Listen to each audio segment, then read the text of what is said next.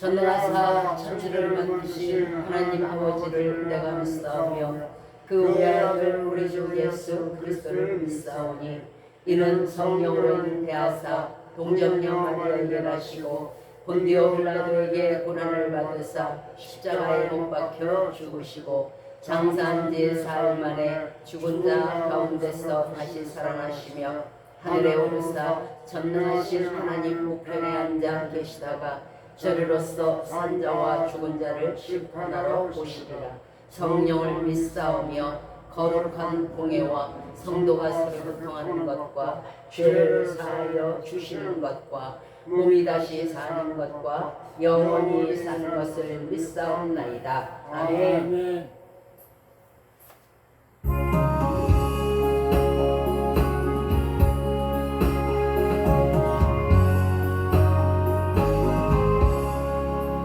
예수로 나의 구주를 삼고 성령과 비로소 얻은 나는 이 세상에서 내 영혼을 하늘의 영광이로다.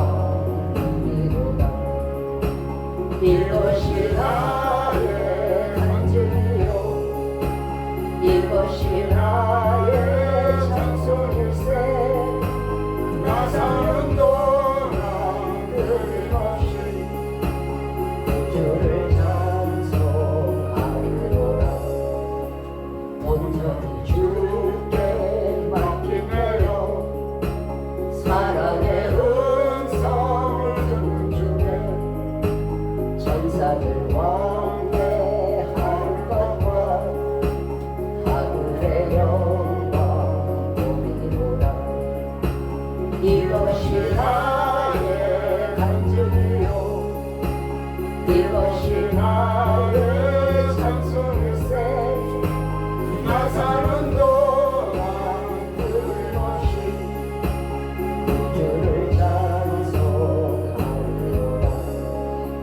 주 안에 기쁨 누림으로 마음의 고난을 잠잠하니 세상과 나를 가릴 것 없고 구속한 주만 보이도다.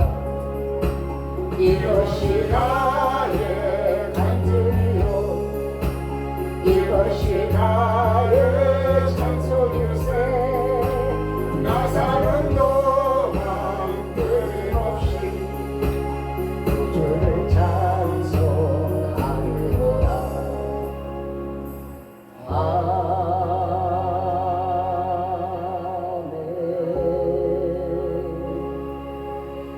자, 오늘 우리들에게 주신 말씀은 시편입니다. 시편 제18편 1절부터 3절입니다. 제가 가진 성경은 구약성경 812면이고요.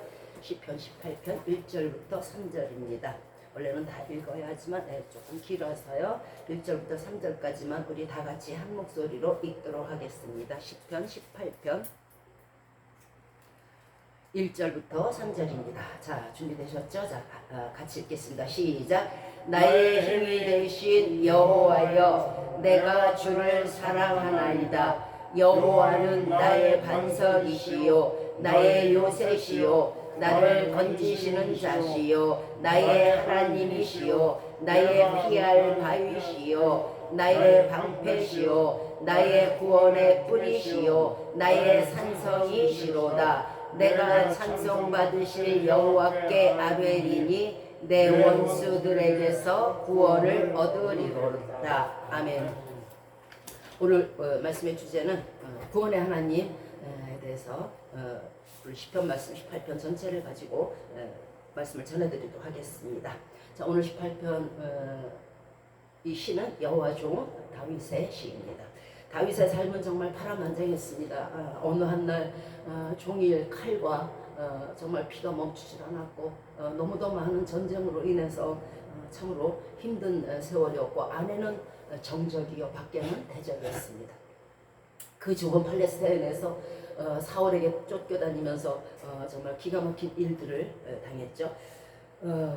지금 그 이스라엘이 15,540km 정도의 우리나라 경기도보다 조금 크다 그래요, 팔레스타인이. 그런데 이 땅에서 사울에게 쫓길 때에 어디 사실 숨을 곳이나 있었겠습니까? 그나마 지형이 좀 다양해서 다행이었지만은요. 그러나 하나님은 그 대적들의 손에서 이 다윗을 하나하나 한 번, 두 번 이렇게 구원을 해주셨고 끝까지 구원을 해주셨습니다. 자, 오늘 말씀은 시편 제18편을 토대로 다윗이 모든 위기의 순간에서 어떻게 하나님의 구원을 받아서 승리할 수 있었는지 구원의 3요소를 전해드리도록 하겠습니다. 우리도 마찬가지예요. 비단 다윗만 인생을 살면서 힘들고 어렵고 재앙과 재난과 위기와 위험이 있는 것은 아닙니다. 우리도 수많은 위험과 위기를 맞아왔었고 또 앞으로도 있을 것입니다. 왜? 이 땅에는 더위와 가뭄과 추위와 모든 것이 다 엉겅퀴가 나기 때문이죠. 자, 다윗이 안으로는 정족들과 밖으로는 대적들에게 위협으로 인한 위기였다면 우리는 어떤 위기가 있을까요? 전쟁의 위험도 있을 것이고요. 또 재앙의 위협도 있을 것이고요. 재난의 위협도 있을 것이에요. 또 가난도 마찬가지고 질병 고통의 위협도 또 위기도 있을 것입니다. 우리는 이런 모든 위기와 위험 속에 사실은 던져져 있고 가운데 있고 맞닥뜨려 있는 상황입니다. 자, 다윗의 구원의 3요소는 현재 우리의 모든 위기에서 구원받을 수 있는 3요소이기도 하기 때문에 말씀을 전해드리도록 하겠습니다. 자, 첫 번째, 다윗이 모든 위기에서 하나님의 구원을 얻을 수 있는 그 첫 번째가 오늘 본문의 말씀처럼 나의 힘이 되신 여호와여, 내가 주를 사랑하나이다. 바로 이 말씀입니다. 첫 번째가 다윗의 구원의 첫 번째 요소가 하나님을 사랑했다는 것입니다. 오늘 본문 1절이죠. 자, 계속되는 위험 속에서 빠져나올 수 없는 위기였어요. 그리고 아주 코앞에 대적이 있는 상황이고 다윗은 여러 번 하나님의 신실하신 구원을 받았습니다. 그리하여 그가 깨달은 것이 딱 뭐냐면 사람은 소용없구나. 내 힘도 소용없구나. 하나님만이 나를 구원하시는구나.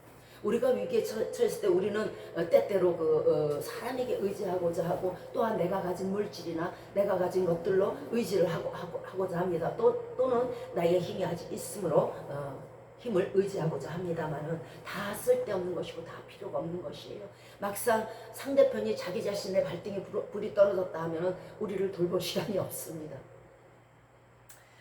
자, 그러므로 정말 하나님이 신실하구나. 사람이 신실한 사랑을 깨달으면요, 그 사람을 자연히 사랑하게 돼요. 그런데 하나님이 이렇게 신실하게 계속적으로 구원을 베푸시니까 다윗이 이제 감동을 받은 거예요. 하나님만은 진짜 신실하시고 하나님만은 정말 나를 사랑하시고 하나님만이 나를 구원하시는구나. 그러니까 내가 어찌 하나님을 사랑하지 않으랴. 그래서 오늘 고백을 하는 거예요. 여호와여, 내가 주를 사랑하나이다. 우리도 이 고백이 지금 이 시간 여러분 가슴속에 있기를 기도합니다.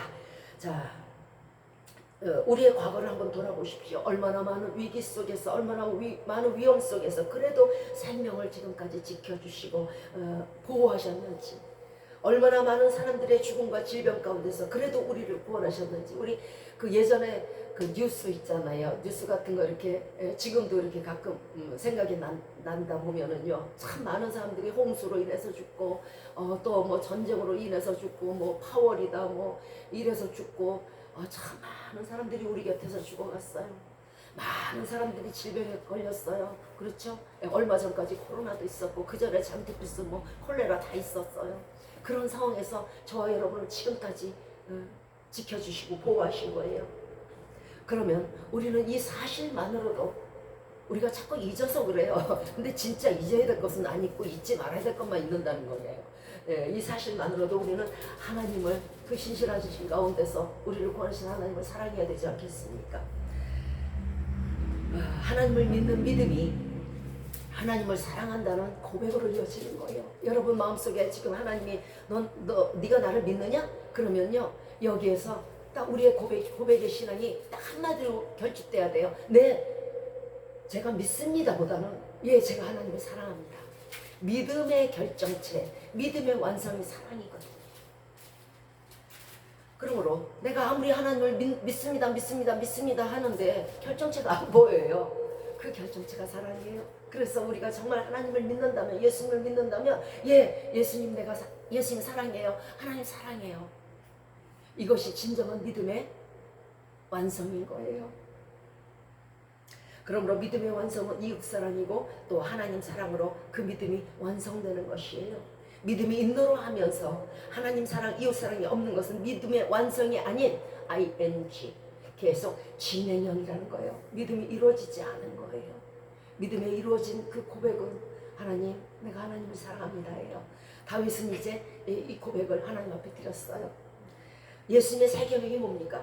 하나님을 사랑하고 이웃을 우리 몸과 같이 사랑하는 거죠.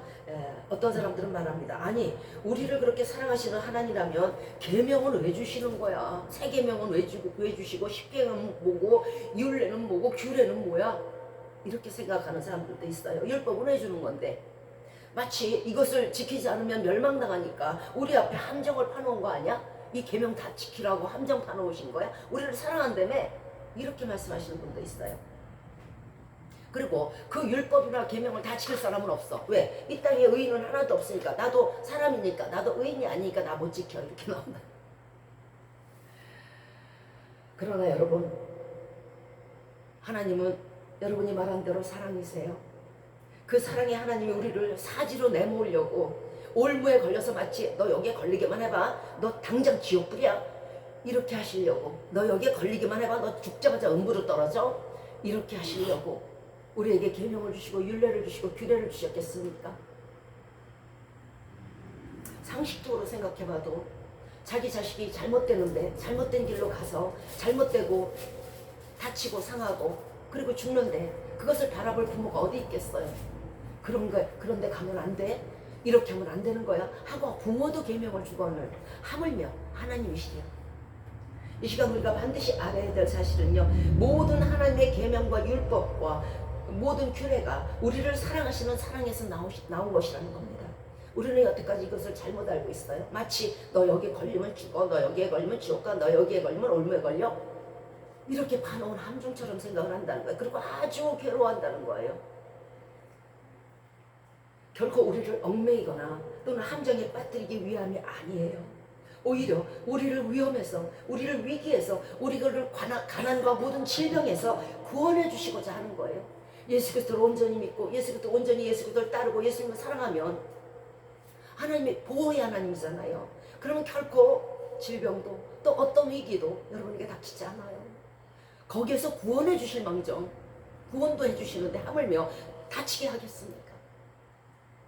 자, 보시겠습니까? 10계명의 제1계명이 뭘까요? 네, 10계명의 제1계명은 너는 나 외에 다른 신들을 내게 있게 하지 말지니라. 자, 이 계명도 우상을 만들지 말고 하늘 땅 물속에 아무 형상이든지 만들지 말고 그것들에게 절하지 말라. 왜 이 계명을 주셨겠습니까? 마치 하나님만이 나만 섬기라 이러고 아주 외골수적으로 말씀하시는 게 아니잖아요. 하나님이 이 모든 말씀으로 그 10계명 서두에 뭐라고 써있냐면 하나님이 이 모든 말씀으로 일러 가라사대 나는 너를 애굽 땅 종되었던 집에서 인도하여 낸 너희 하나님 여호와로라 하고 10계명 앞부분에 있어요. 자, 즉 모든 억압과 가난과 질병 고통에서 위험의 모든 마귀의 손에서 우리를 건져내시고 구원하실 분은 하나님뿐이니 그 모든 우상들에게 절해봐야 소용이 없으니 구원을 주신 하나님만을 유일신으로 섬기라는 것이에요. 저들의 기운이 없다는 거예요. 힘이 없다는 거예요. 여러분 한번 가셔서 뺨을 때리든 뭐 갖다 발로 굴리든 목을 자르든 한번 해보세요.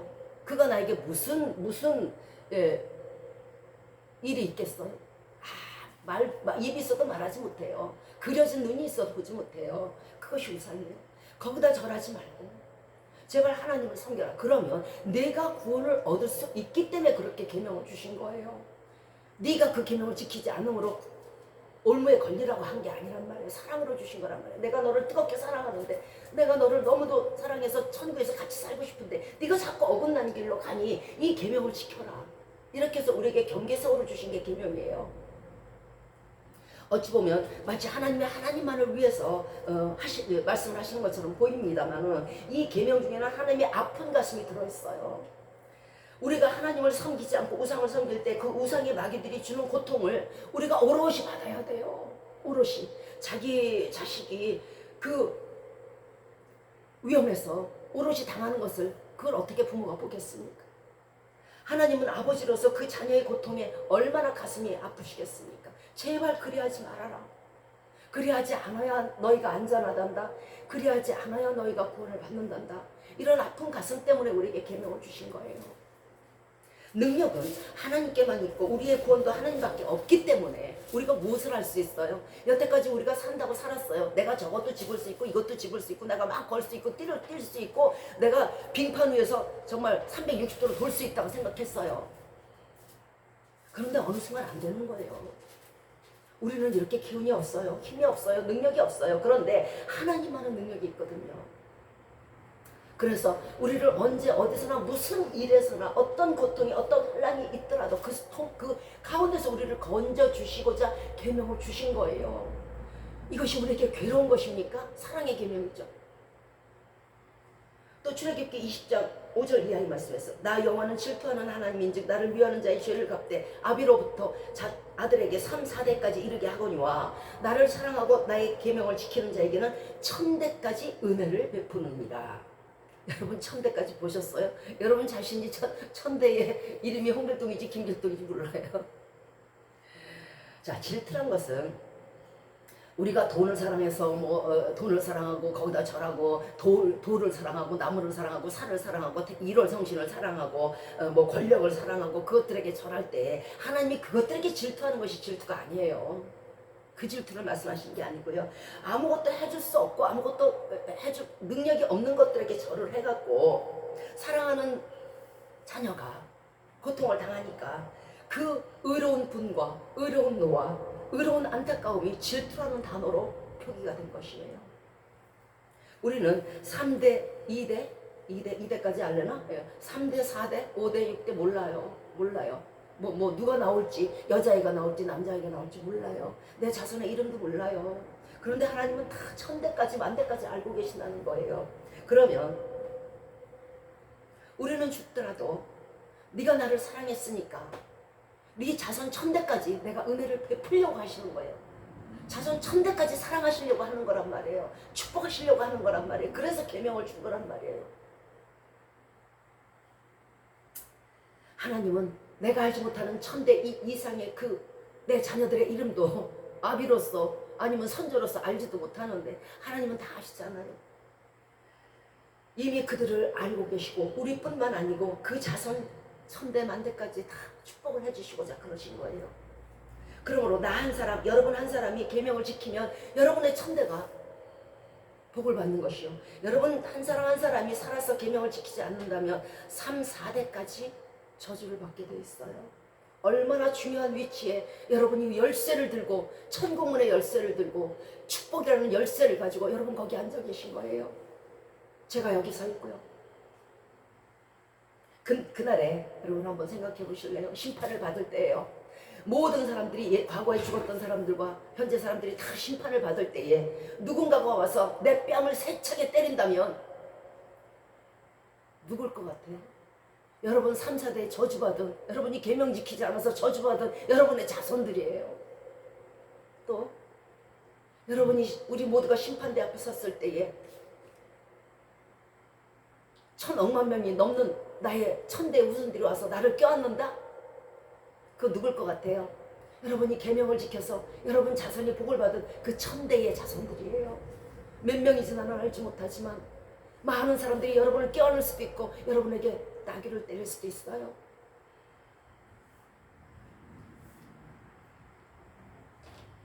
그러므로 계명은 여러분을 사랑하시고 여러분 자신을 사랑하시고 여러분 천대 만대를 사랑하시기 위해서 주신 것이에요. 자, 제3계명이 뭘까요?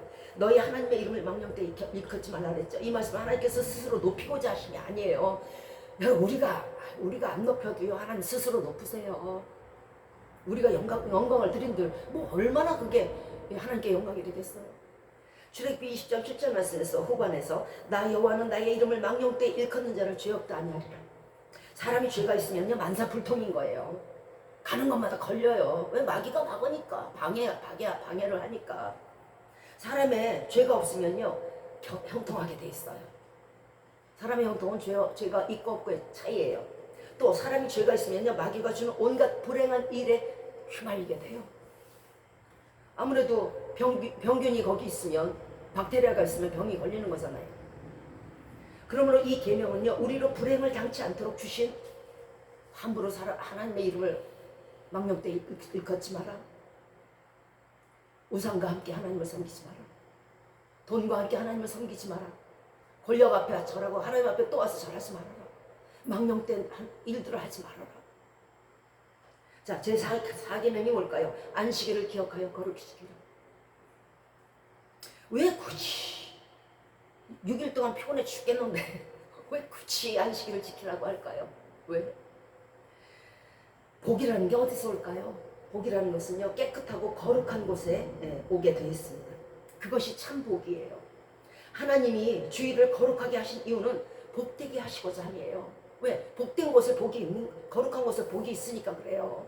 그래서 거룩하게 하셔서 복된 주일이 되게 하신 거예요. 그러면 주일을 지켜야만 복을 받지 않겠습니까? 우리가 안식일을 지키면 그날이 복된 날이니 복을 받겠죠. 왜? 그날을 거룩하게 하셨으니까. 여기서 참복이라는 게 무엇입니까? 끝까지 완전하고요. 끝까지 변하지 않는 것, 변질이 안 되는 게 참복이에요. 이 세상이 주는 복, 마귀가 주는 복은요 처음만 복이에요. 나중에 돈 쓰다 보면 없어요. 뭡니까 그 복권? 네. 이런 거 당첨된 사람들이 나중에 뭐 돼요? 나중에 빚쟁이 돼요. 그 수백억을 갖고도 빚쟁이가 된다고요. 또 명품백, 명품 화려한 것, 또 그 아름다움. 이렇게 세상에서 주는 거를 자랑하지 마세요. 왜냐하면 그걸로 인해서 화를 당해요. 화를.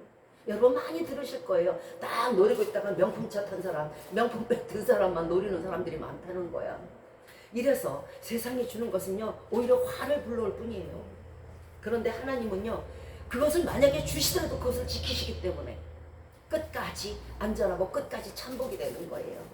어떤 사람들은 말합니다. 나는 교회가 싫어. 주일날 가기 싫어. 직분자들의 행태가 싫어. 또는 어떤 사람이 이렇게 말해요. 나는 주 안에서 자유로운 몸이므로 나는 예수님을 아니까 난 주일날 안 지켜도 하나님이 뭐라고 안 해. 나는 자유로운 영혼이야. 뭐가 자유? 그걸 방종이라 그래. 자, 여러분의 복은요, 여러분이 받는 것이요, 저들과 상관이 없이 뭐 직분자가 어쨌든 뭐가 어쨌든 관계없이 여러분 스스로가 받는 거예요. 구더기 무서워서 잘못 담그면 여러분만 배고파요. 진정한 자유란 것은요, 진정한 예수 그리스도 안에 있는 진리 안에서 자유가 있는 거예요. 예수 밖에서는 자유가 없어요. 혹 주더라도 그것은 가짜 평안이고 가짜 자유예요. 언젠가는 딱 창고에 채서요, 불못으로 데려가요. 그게 마귀가 주는 평안이에요.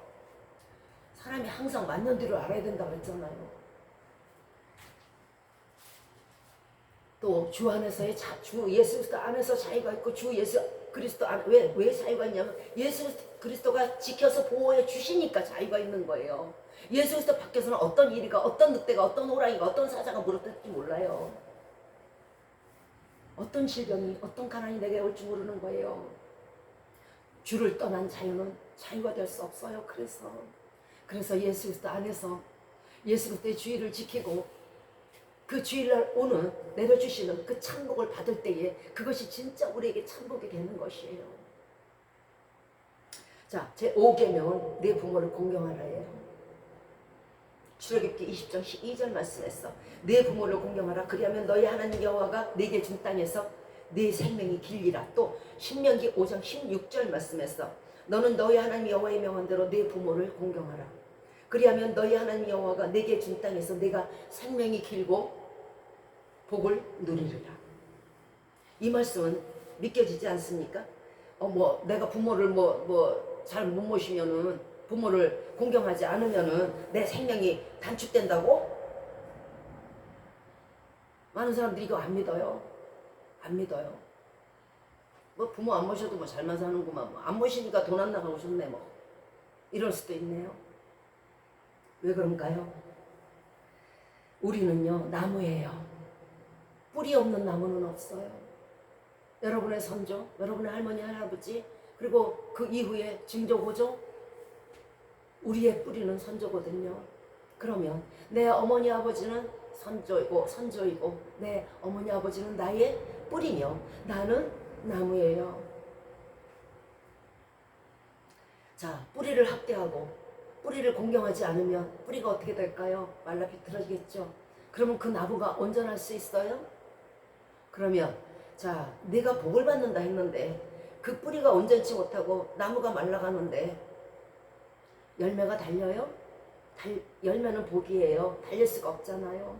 그러니까 네가 부모를 공경할, 네 뿌리를 공경하지 않으면 네 나무가 죽고 네 나무에서 열매를 얻지 못한다는 거예요. 즉 네가 이 땅에서 생명이 단촉이 되고 장수하지 못하고 네가 열매를 얻지 못함으로 복이 없다는 거예요. 이해가 가십니까? 부모를 공경함으로 하나님이 우리에게 장수의 복과 축복의 복을 주시고자 그래서 네 부모를 공경하라고 이 계명을 주신 거란 말이에요. 너를 사랑함으로. 신명기 27장 16절에서 그 부모를 경홀히 여기는 자는 저주를 받을 것이라. 저주가 따로 없잖아요. 내가 뿌리가 잘못됐으니까 나무가 마르고 나무가 마르니까 열매가 없고 그러니까 저주받는 거잖아요. 그럼 이게 당연한 이치죠. 그러므로 부모를 공경하지 않으면 우리에게 복이 없어요. 그리고 여러분의 날이 길지 못해요. 장수하지 못해요. 그거 왜 그럴까요? 왜 내가 장수하지 않을까요?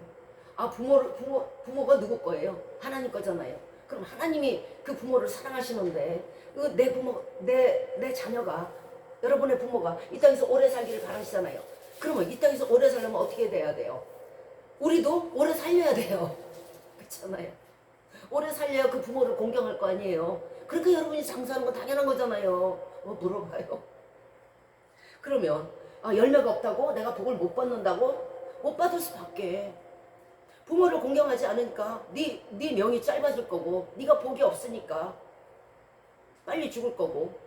그런데 부모를 공경하려면 너희 부모들도 내 것인데 그 부모를 공경하면 내가 너에게 복을 줘서 공경할 수 있는 물질을 줘야 될 거 아니야. 그러니까 당연히 복이 있는 거잖아요.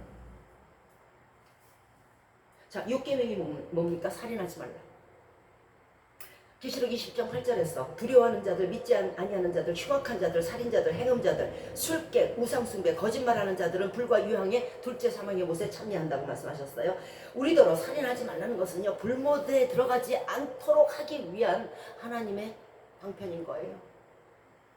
여기서 나는 살인하지 않았으니, 내 손으로 무슨 뭐 누구를 찌르거나 뭐 총으로 죽이지 않았으니까 제 6계명은 내가 범하지 않았다고 말씀하는 분들 많을 거예요. 나 살인 안 했어. 내가 살인했으면 감옥에 있겠지. 우리 다 다니잖아. 나 살인 안 했어.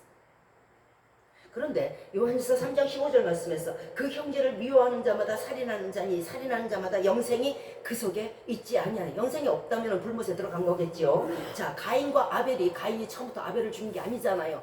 제사가 연락 안 되니까 시기와 질투와 미움 때문에 죽인 거 끝내는 살인했잖아요.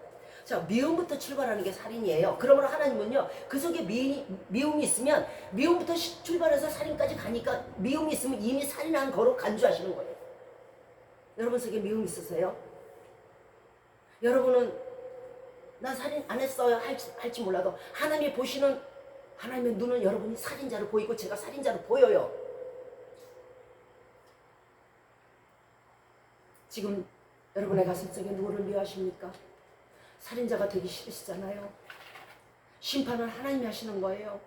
내가 아무리 아니라 그래도 이 땅에서 사람들이 저 사람 살인 안 했어, 재판을 받지 않고 감옥에 가지 않더라도 그날에 하나님의 감옥에 가게 돼요.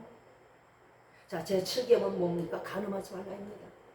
사람뿐만 아니고 우상을 섬기는 것도 간음이에요. 역대상 5장 25절 이하에서 저희 열조의 하나님께 범죄하듯이 하나님의 멸하신 그 땅 백성의 신들을 간음하지 말라. 이스라엘 백성이 그 땅을 쳐서 정복을 했어요. 그런데 거기 보니까 그 괴상한 그 우상들이 많네. 야, 이게 이것들이 저 신인가 보다, 이렇게 생각을 한 거예요. 사람이 그렇게 어리석어요. 그 땅에 그 신이 신이었으면 그 땅이 왜 멸망을 했겠어요. 하나님이 쳐서 멸하라고 하신 그 땅에 들어가서 그 땅의 신들을 보면서 그 땅의 신들을 섬긴다는 거예요. 이게 얼마나 무지합니까? 자, 고린도전서 6장 9절에서 불의한 자가 하나님 나라를 유업으로 받지 못할 줄 알지 못하느냐. 불의라는 건 간음한 자예요. 간음과 우상숭배와 탐색, 남색, 토색, 욕하는 자들은, 욕하지 마세요 이제부터. 하나님 나라를 유업으로 받지 못합니다. 여기서 탐색이라는 것은요, 색을 탐하는 거예요. 아주 머리속부터 발끝까지 온종 24시간 동안 색밖에 없어요.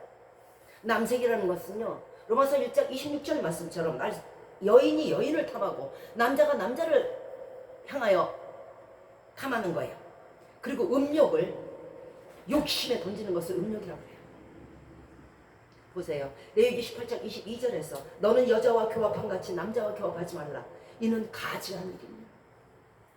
이것은 하나님 보시기에 더럽고 역겨운 일이에요. 하나님의 창조 질서를 무너뜨리면 물론이오니와 하나님이 판단이 잘못됐어요 하고 반항하는 거예요. 보세요. 나를 남자로 지으셨어. 남자로 태어났는데 어머 나는 여자가 좋아. 나 여자가 되고 싶어. 그런 사람의 마음은 뭘까요? 하나님 오판하신 거예요. 잘못 생각하신 거예요. 하나님 생각이 틀린 거예요. 나는 원래 여자거든요. 나를 남자로 태어나게 하셨잖아요. 하나님은 실수하신 거예요. 똑같은 얘기. 창조 질서까지 안 가더라도 똑같은 얘기라고. 하나님이 실수하는 분이 아니에요. 하나님은 오판하고 잘못 판단하는 분이 아니에요.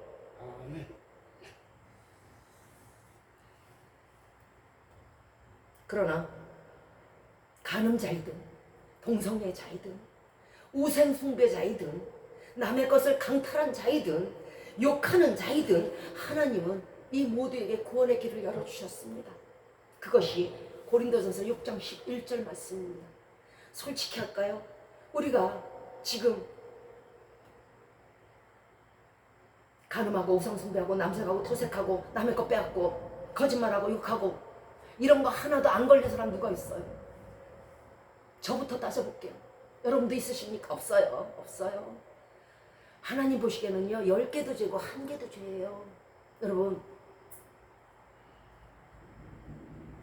유다가 있죠. 유다가 예수 그리스도를 십자가에 못 박았어요. 그죠?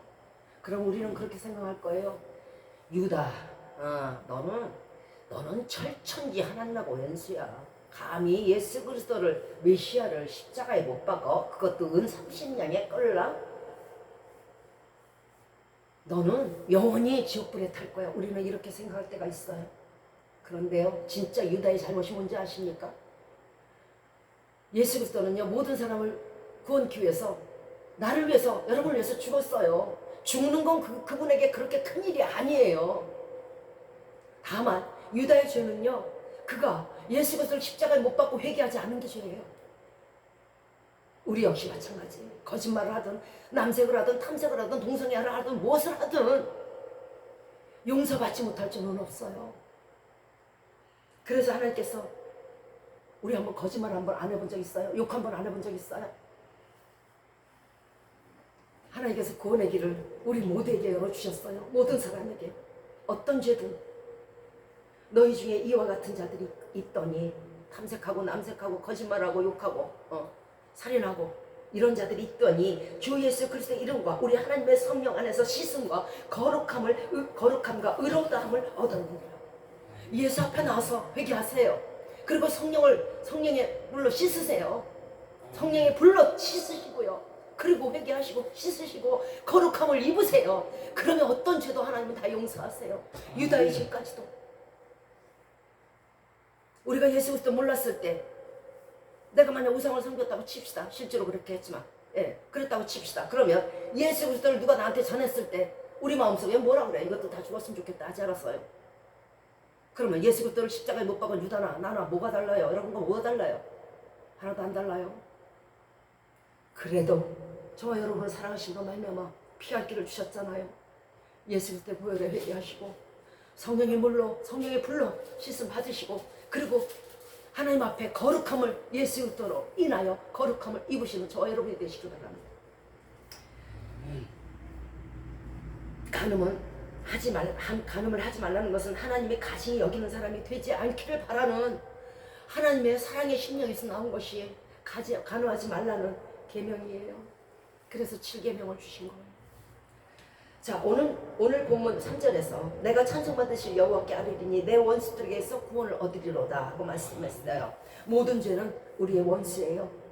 죄를요, 여러분과 친구라고 생각하지 마세요. 나 지금 욕하고 있네. 나 지금 누구를 미워하고 있네. 내가 누구 걸 훔쳤네. 그러려니. 나 항상 그랬으니까. 친구라고 생각하시면 안 돼요. 죄는요, 이 죄로 인해서 우리가 천국을 못 가고, 이 죄로 인해서 우리가 유업을 잊지 못하고, 이 죄로 인해서 우리가 멸망을 당하기 때문에, 이 죄로 인해서 우리가 불못에 타니까 죄만큼 우리에게 철천지 왼수는 없어요. 우리에게 진짜 왼수가 있다고 하면, 절대 용서하지 못할 왼수가 있다면 이 죄예요. 엉뚱한 사람을 원수하지 마시고요. 이 죄에 대해서 제발 좀 원수 삼으시기 바래요. 내가 너는 죽어도 용서 못해. 이 죄 같은 녀석아, 내가 너만큼은 내가 용서 못해. 좀 이런 마음을 품어야 되지 않겠습니까? 왜 그 죄로 인해서 나한테 죄진 사람이 죄가 아니고 죄가 죄잖아요. 그러니까 저 사람에게도 죄가 철천지 왼수고요. 나에게도 저 사람이 나에게 죄를 줬으니까 그 속에 있는 죄가 철천지 원수고요. 내 속에 있는 죄도 이 죄로 인해서 내가 천국을 못 가니까 철천지 왼수는 죄예요. 여러분의 원수는 오늘부터 죄인 걸 기억해 주시기 바래요. 그것도 철천지. 그러나 이 죄라는 왼수 빼고 우리는 예수님의 이름으로 그의 보혈로 성령을 깨끗하게 하심으로 우리는 다시 한번 일어서 예수를 그리스도께 찬양드리고 거룩한 두 손을 들어서 주님을 경배할 수 있는 기회를 주신 것입니다. 아멘. 자, 제 8계명이 뭘까요? 도둑질하지 맙시다. 도둑질하지 맙시다. 베드로전서 4장 15절 말씀에서 너희 중에 누구든지 살인이나 도적질이나 악행이나 남의 일에 간섭하는 자로 고난을 받지 말지어다. 이 모든 일을 행하면, 도적질을 하면 어떻게 돼요? 우리가 옥에 갇히게 되겠죠. 그러면 옥에 갇히는 게 평안입니까? 고난입니까? 고난이잖아요. 그러니까 그 옥에 갇혀서 네가 고난받기를 원하지 않아서 하나님께서 이 도적질하지 말라는 거예요. 자, 제 9명은 뭡니까? 내 이웃에 대해서 거짓 증거하지 말라. 잠언 19장 9절에서 거짓 증인은 벌을 면치 못할 것이니라. 거짓말을 내는 자는 망할 것이라고 말씀하셨어요. 거짓말하지 마세요. 그까지 거짓말 하나로 내가 망할 일이 있으니까, 내가 멸망당할 일이 있으니까 안 하고 말지. 차라리 입을 꼭 다물고 말지. 그러면 중간이나 갑니다. 자, 제10계명이 올까요? 제10계명은요, 내 이웃의 아내나 그의 남종이나 여종이나 그의 소나 나귀나 무릇 그 내 이웃의 소유를 탐하지 말지니라. 누가복음 19장 8절에서 삭개오가 주여 만일 내가 네 것을 강제로 빼앗은 일이 있으면은 내가 4배나 갚겠나이다. 그러나 우리가 물질이나 뭐 남종이나 여종 그때 사고 팔았으니까 그것도 물질에 들어갈 수 있을 거예요. 자, 그것을 4배나 갚으면 그만이에요. 그죠? 내가 그 사람의 머리빗을 하나 훔쳤어. 이거 2,000원이면 얼마예요? 8,000원인가요? 갚으면 돼. 그런데 갚지 못할 죄가 여기 또 있다는 거예요. 뭐냐면 네 이웃의 아내를 탐하지 말라는 거예요. 이웃의 남자나 이웃의 아내를 탐하지 말아요. 잠언 6장 34절에서 부녀와 간음하는 자는 무지한 자라고 했어요. 답답하다는 거죠. 네, 뭐야? 그가 이제 자기의 영혼을 많게 한다는 거예요. 영혼을 세상에 천억만금 주고도 살 수 없는 영혼을 그까지 여자 하나 남자 하나 때문에 버릴 일 났어요.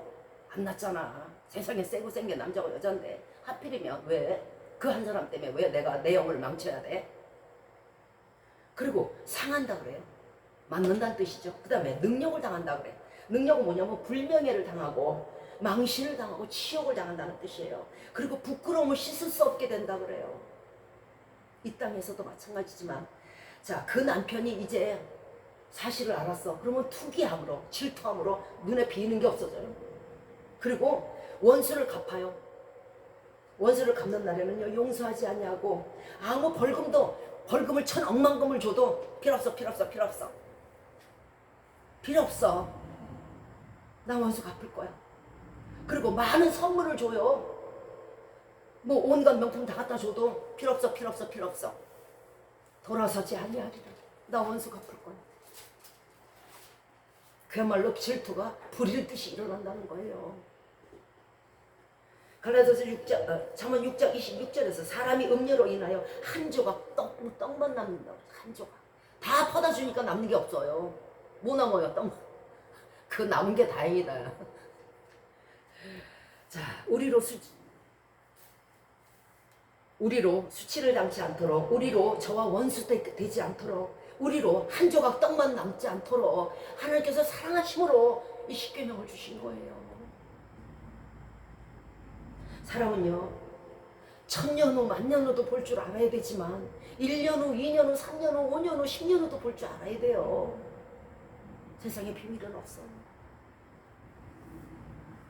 여러분의 영혼이 망해서는 안 됩니다.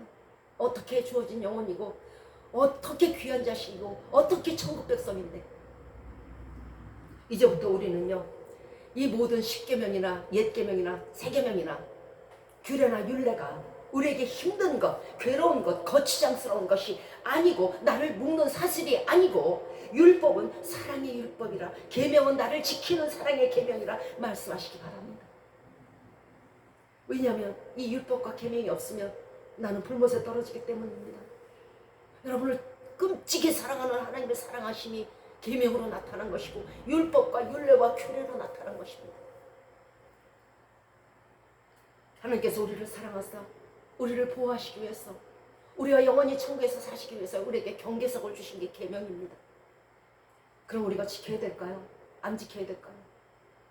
자, 본장 21절 이하에서 내가 여호와의 도를 지키고 악하게 하나님을 떠나지 아니하였으며 모든 규례가 내 앞에 있고 그 율례를 버리지 아니하였기에 다윗은 그 위험에서 구원을 받을 수 있었던 거예요.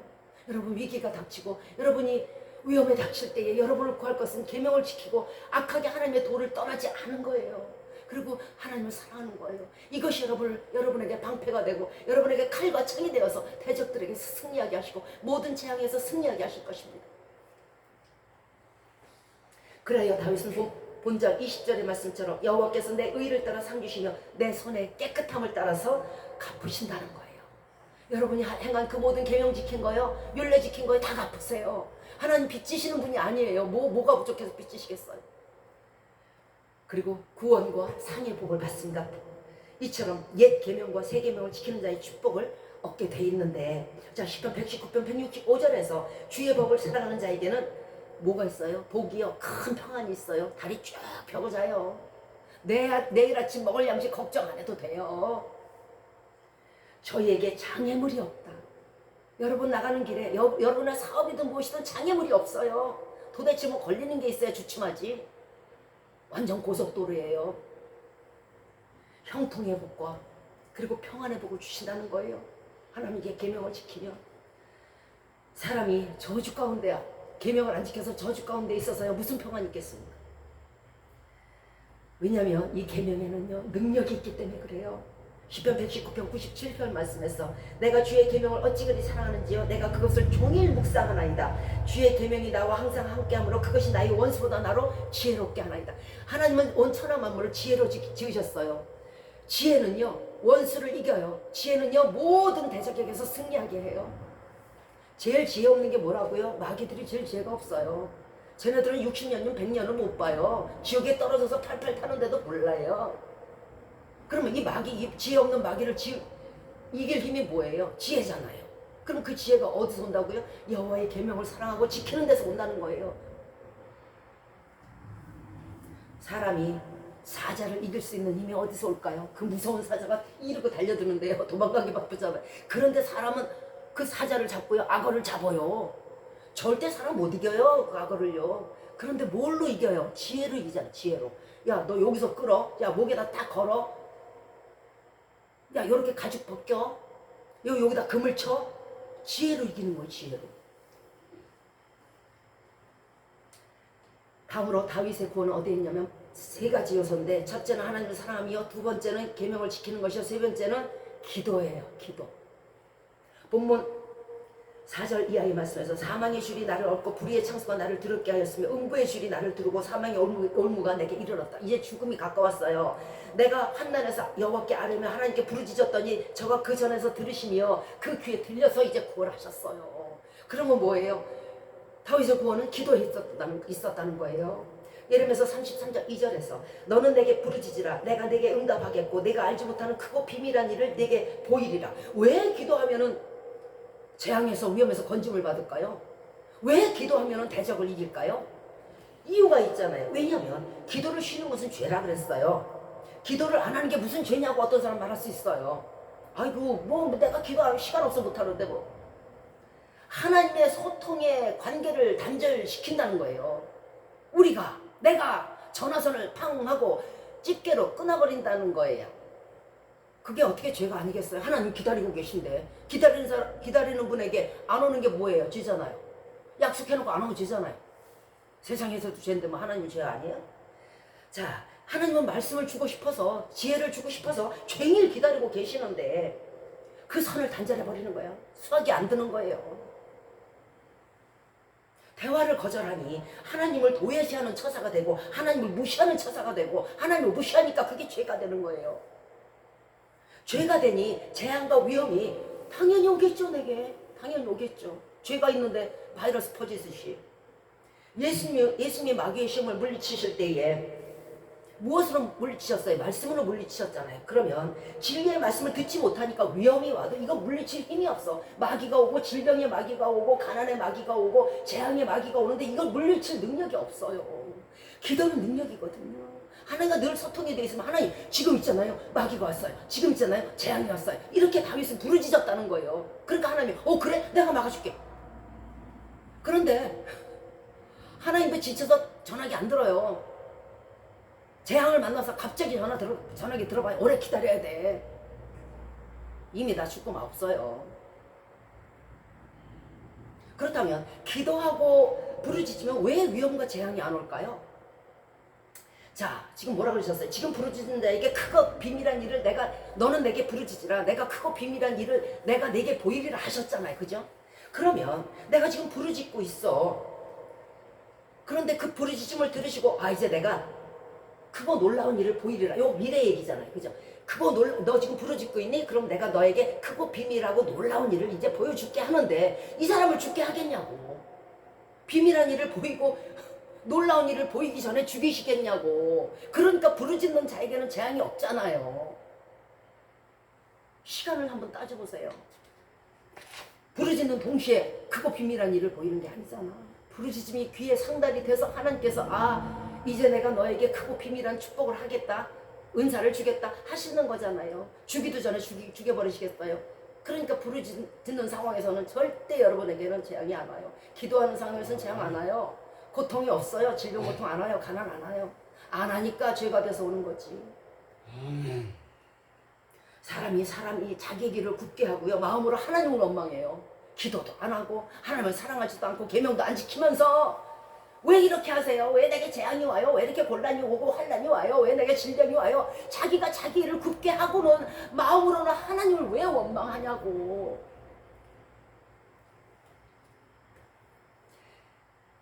의인의 간구는 역사하는 힘이 크다고 그랬어요.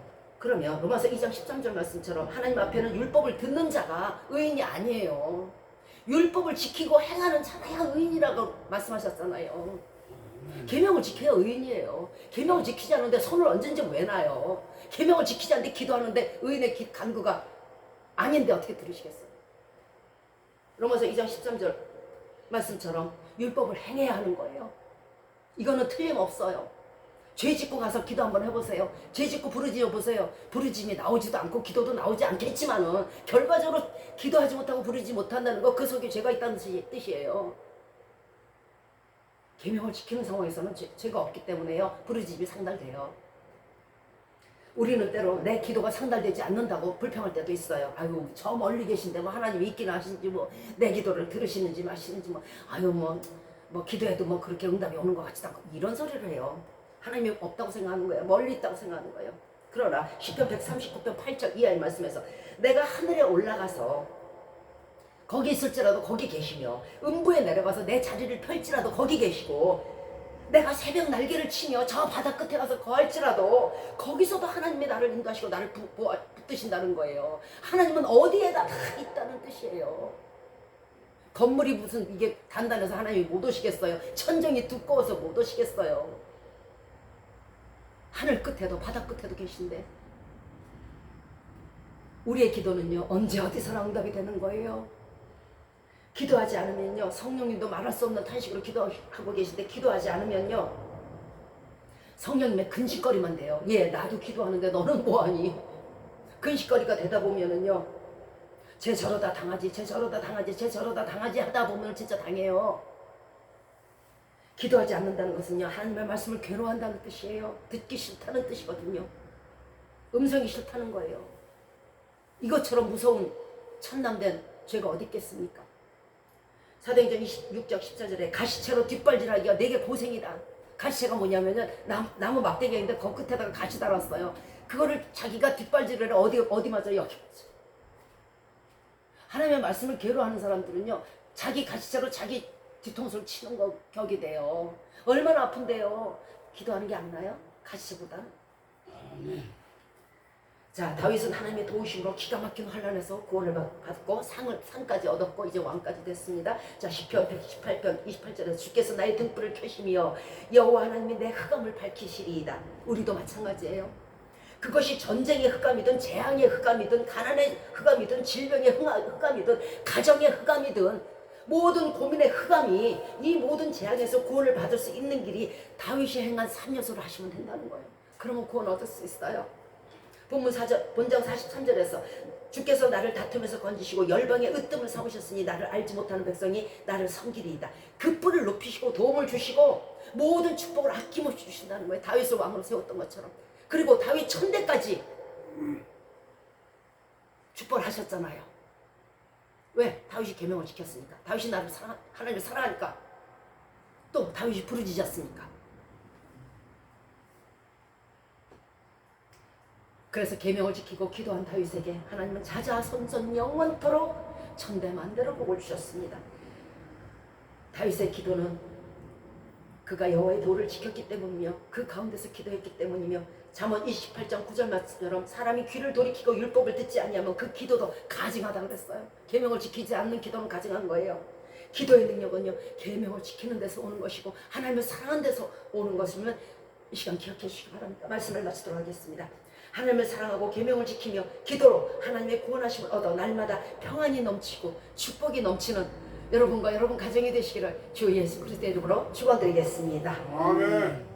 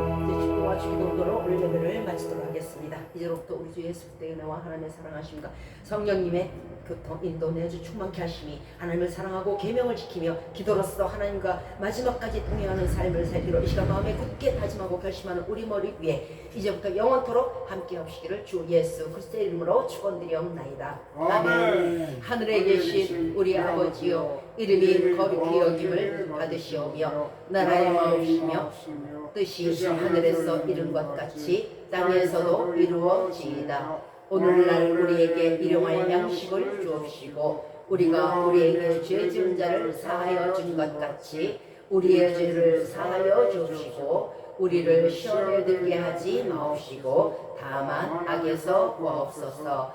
대개 나라와 권세와 영광이 아버지께 영원히 있사옵나이다. 아멘.